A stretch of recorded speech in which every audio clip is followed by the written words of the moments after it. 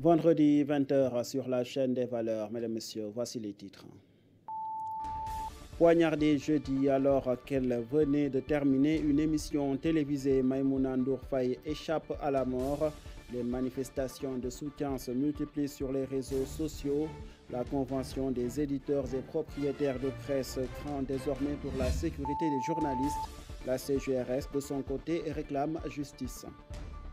Chavirement d'une pirogue de migrants à Saint-Louis, une forte délégation gouvernementale rend visite aux rescapés à l'hôpital régional.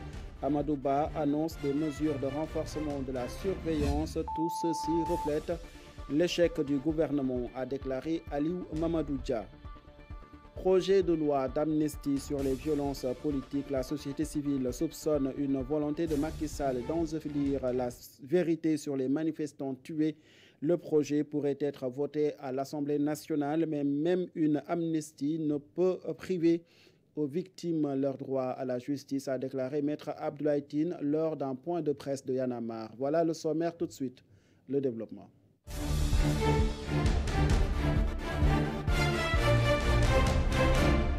Mesdames, Messieurs, bonsoir et bienvenue. On commence avec cette note triste qui concerne les médias sénégalais, plus particulièrement les journalistes sauvagement agressés hier soir après son émission qu'elle anime sur la 7 TV. Maïmouna Ndour Faye, désormais saine et sauve, son agresseur l'attendait devant chez elle vers les coups de 2h à 3h du matin, selon une source proche de la victime. Selon le patronat de la presse, ces agressions contre les journalistes et les techniciens de médias ont connu un dangereux nouveau palier avec désormais la volonté de tuer. Il ne s'agit plus de violenter physiquement ou d'intimider les médias. Il s'agit de les exterminer, y compris par des meurtres pour des personnes qui ne font que leur travail. Chaque Sénégalais et chaque Sénégalaise est désormais doit comprendre qu'au-delà des médias, c'est toute la société sénégalaise qui est en danger, lit-on dans le communiqué qui a été parvenu à la rédaction de Mourchid TV. Depuis quelque temps, il faut dire que les attaques contre les journalistes sont devenues monnaie courante au Sénégal. Parfois, ce sont les forces de l'ordre qui sont indexées, d'autres fois, des acteurs politiques. Pour l'heure, difficile de connaître le mobile qui a animé l'agresseur de Maïmouna Ndour Faye. La Convention des jeunes reporters du Sénégal exige que justice soit faite, tant pour cette agression que celles qui l'ont précédée, a déclaré Abba Gueye dans un entretien téléphonique accordé à la rédaction de Mourchid TV.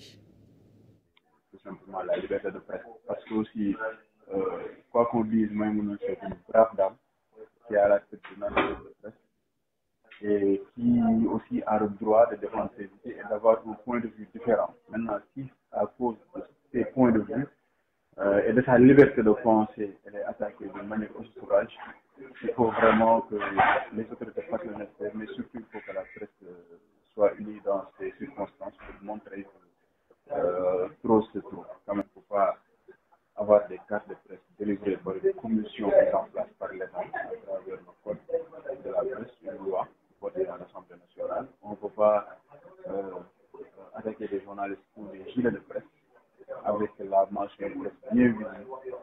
Et surtout, on ne peut pas attaquer des journalistes quand ils remplissent toutes les conditions et quand ils sont sur le terrain pour faire un travail, exercer une liberté garantie par la Constitution. Et maintenant, c'est à l'État de prendre ses responsabilités. Parce qu'on a vu dernièrement que les attaques des policiers envers les journalistes, c'était des attaques délibérées. À la limite, viser les journalistes de manière gratuite. Et ça, c'est dangereux dans une démocratie. Et c'est la porte ouverte à toutes les agressions, y compris celles menées contre Maïmouna Ndour Faye. Il faut que la justice aille au bout de son action pour démasquer les auteurs de cette agression. Parce que quand on voit la vidéo de l'agression et quand on voit la quantité de sang perdu par Maïmouna Ndour Faye, on se rend compte qu'elle aurait pu y rester si elle n'avait pas été prise en charge rapidement. Maïmouna Ndour Faye qui aurait fait l'objet de plusieurs menaces de mort ces derniers temps.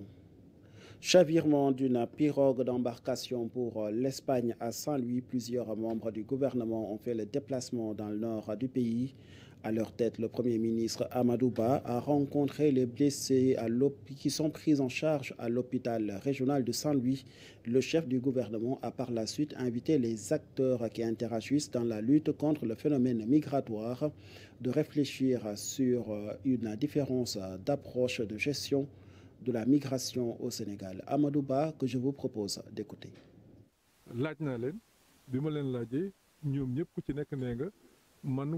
Alors, lorsque je les ai demandés, on m'a tous répondu que beaucoup d'entre eux avaient bel et bien une activité génératrice de revenus. Il y a même quelqu'un d'entre eux qui m'a dit que chaque jour, il gagnait au moins 5 000 francs. Vous imaginez, quand on gagne chaque jour 5 000 francs, cela fait 150 000 le mois. Donc ici, cela veut dire que ce n'est pas le problème de travail qui s'impose. D'ailleurs même, ils payent les pirogues avec ce qu'ils gagnaient dans leurs activités économiques.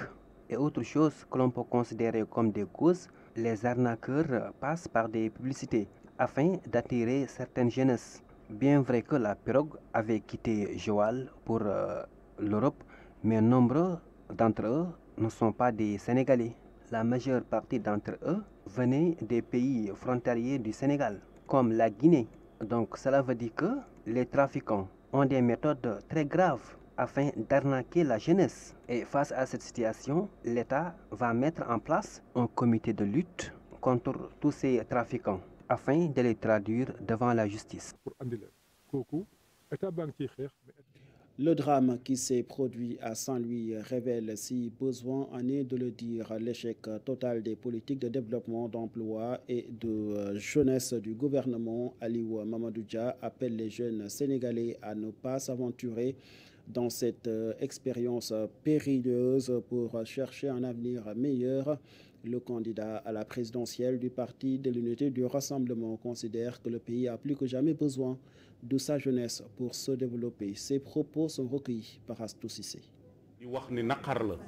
Pour nous, au Sénégal, chaque jour, chaque semaine. Et je dis que c'est avec une tristesse que l'on voit chaque jour, chaque semaine, chaque mois, des jeunes qui prennent la pirogue et qui perdent leur vie dans la mer parce que tout simplement, ils n'ont plus d'espoir dans ce pays. Ils n'ont pas d'opportunité pour travailler dans ce pays. C'est une tristesse pour le pays, une tristesse pour nous qui aspirent à diriger le pays afin de trouver des opportunités à nos jeunesses, une opportunité pour construire ensemble le pays. Cela montre aussi un échec total de la politique de la jeunesse, un échec de la politique d'emploi, un échec total dans la politique de gouvernance. Donc, sur ce, j'ai l'habitude de dire à la jeunesse, il faut rester dans le pays.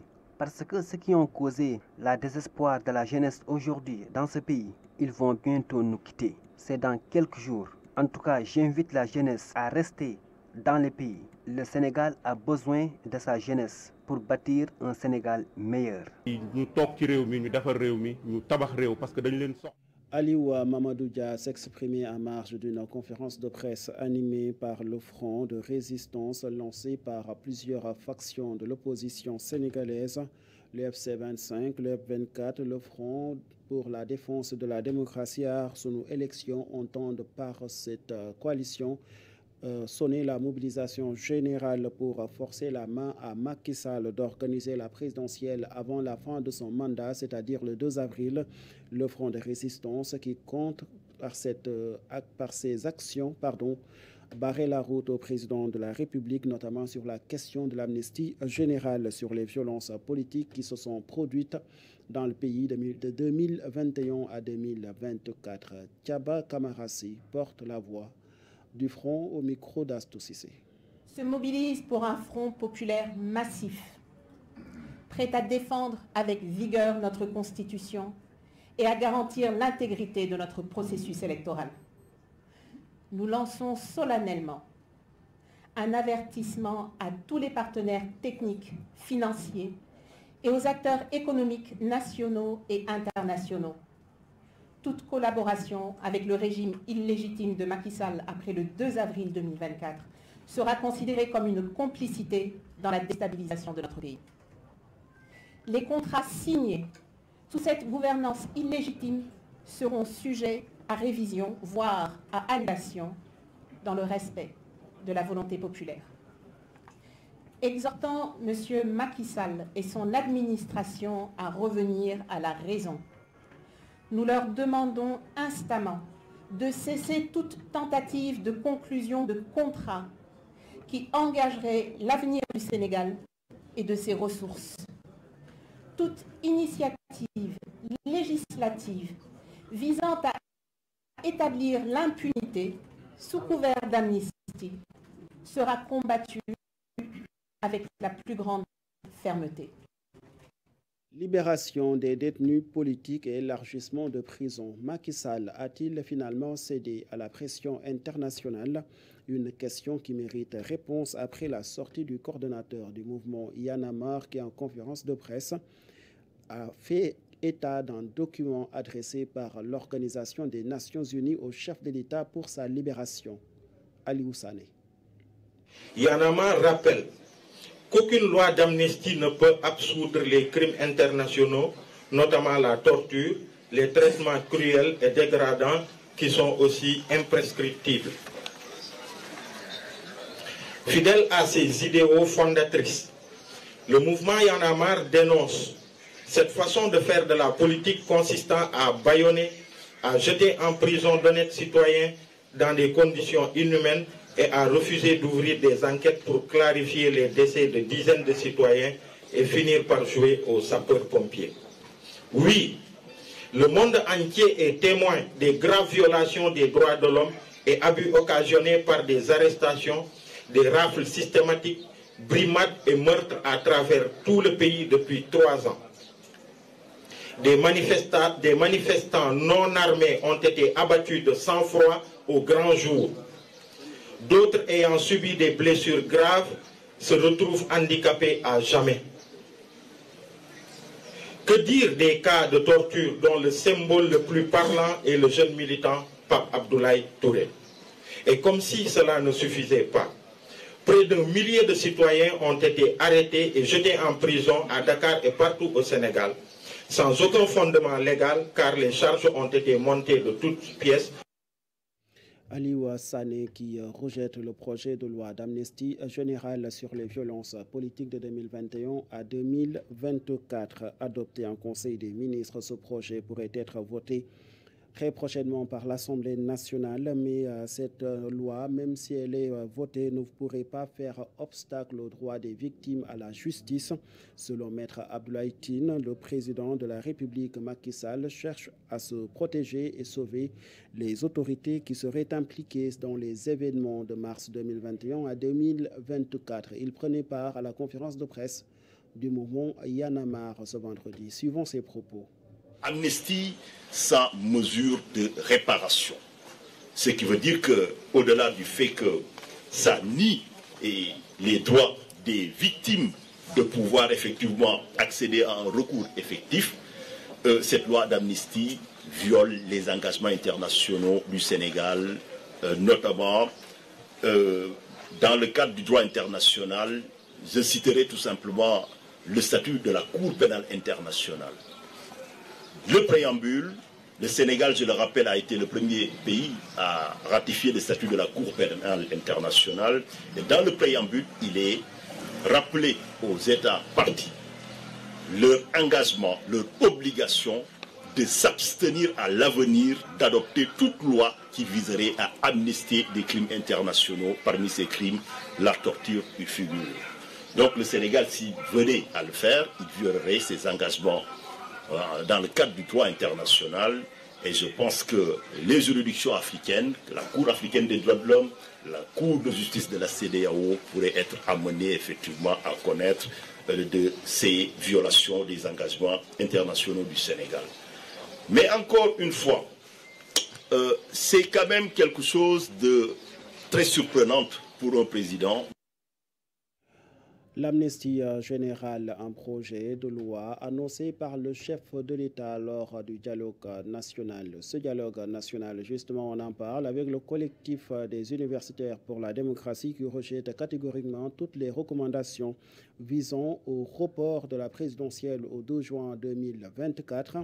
En conférence de presse ce vendredi, le collectif a considéré que l'amnistie visée par le chef de l'État à travers ce projet de loi ne vise qu'à effacer les crimes commis contre des étudiants sénégalais. C'est pourquoi ces universitaires ont aussi profité de l'occasion pour exiger la réouverture immédiate du campus social de l'université Cheikh Anta Diop de Dakar après le campus pédagogique. Ibrahima Silla porte leur voix au micro d'Alioune Seck.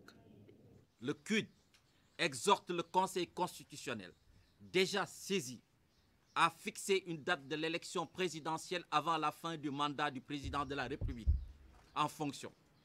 En computant les délais fixés par l'article 31 de la Constitution, le CUD appelle enfin à la réouverture dans les plus brefs délais du campus social de l'université Cheikh Anta Diop de Dakar.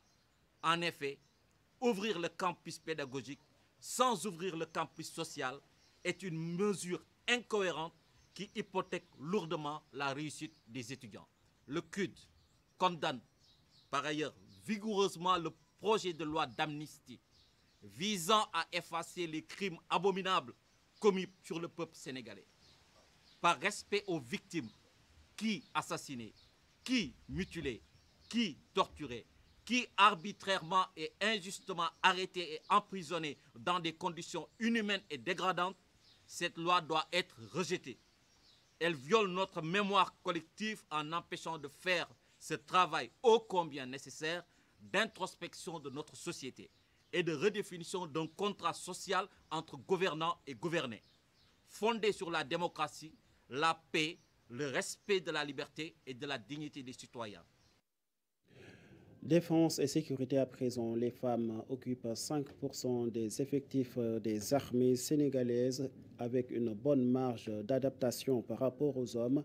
C'est ce qui ressort de la leçon inaugurale de l'école d'application du service de santé des armées dans le cadre de ses activités de formation sur le thème personnel féminin des forces armées et engagement dans les opérations, défis et perspectives. Elle a été animée par le médecin-colonel des armées Ndeye Ndoumbe Gueye. Le compte-rendu de Mbaye Diagne, Cheikh Oumar Tall. 4 décennies de présence au sein de l'armée sénégalaise. Les femmes ont acquis une place significative dans tous les secteurs. Les femmes dans l'armée sénégalaise, c'est 40 ans d'existence. Elles sont arrivées en 1984, donc avant que la généralisation se fasse. Alors c'est 5% des effectifs totaux de l'armée, les femmes, avec une prédominance dans les services, notamment dans le service de santé. Et l'armée de la marine a la plus grande part de personnel féminin. Leur intégration à tous les échelons se fait de plus en plus remarquée, témoignant leur capacité à s'adapter. Elles se sont adaptées. Elles sont plutôt dans des services techniques et des services administratifs et dans les soins également, dans le cadre de la santé.